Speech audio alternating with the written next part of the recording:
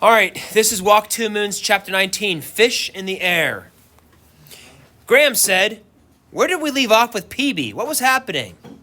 "What's the matter, Gooseberry?" Gramps said. "Did that snake bite your brains?" "No," she said, "it did not bite my brains. I was just trying to refresh my memory." "Let's see," Gramps said. Didn't Peavy want you to tell your daddy about Mrs. Cadaver and Mr. Berkway hacking up her husband?" "Yes, that's what Phoebe wanted, and it's what I tried to do. On Sunday, when my father was looking through the photo albums, I asked if he knew much about Mrs. Cadaver. He looked up quickly.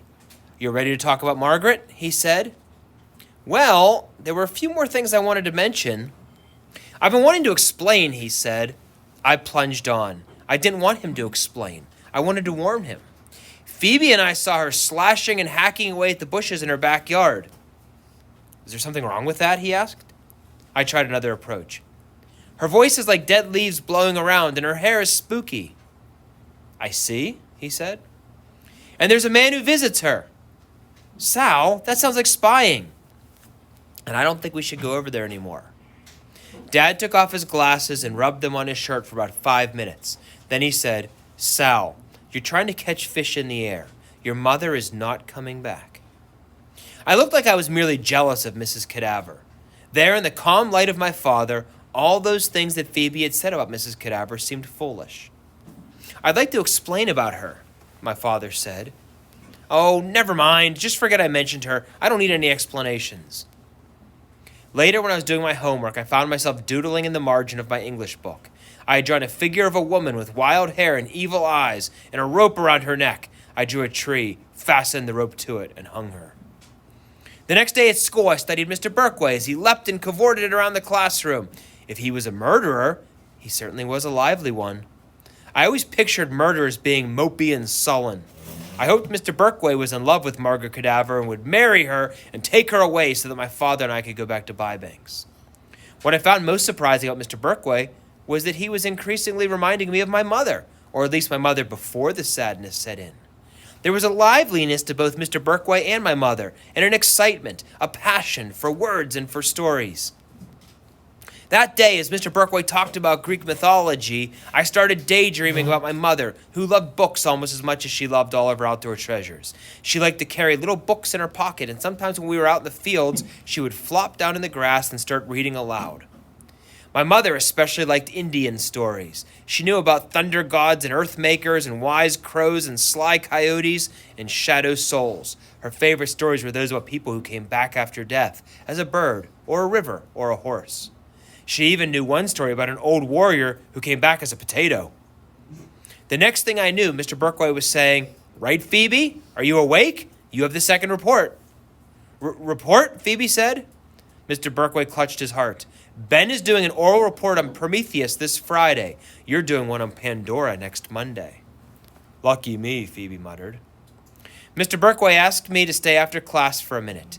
Phoebe sent me warning messages with her eyebrows. As everyone else was leaving the room, Phoebe said, "I'll stay with you if you want." "Why?" "Because of him hacking up Mr. Cadaver, that's what. I don't think you should be alone with him." He did not hack me up. Instead, he gave me a special assignment, a mini journal. "I don't know what that is," I said.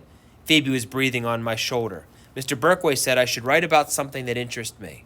"Like what?" I said. "Oh, a place, a room, a person. Don't worry about that too much. Just write whatever comes to mind." Phoebe and I walked home with Mary Lou and Ben. My brain was a mess, with what trying not to flinch whenever Ben brushed up against me. When we left Ben and Mary Lou and turned the corner onto Phoebe's street, I wasn't paying much attention. I suppose I was aware that someone was coming along the sidewalk in our direction, but it wasn't until the person was about 3 feet away that I took notice. It was Phoebe's lunatic, coming right towards us, staring right at us. He stopped directly in front of us, blocking our way. "Phoebe Winterbottom, right?" he said to Phoebe. Her voice was a little squeak. The only sound that came out was a tiny "er." "What's the matter?" he said. He slid one hand into his pocket. Phoebe pushed him, yanked my arm, and started running. "Oh my gosh," she said. "Oh my gosh." I was grateful that we were nearly at Phoebe's house, so if he stabbed us in broad daylight, maybe one of the neighbors would discover our bodies and take us to the hospital before we bled entirely to death. I was beginning to believe he was a lunatic.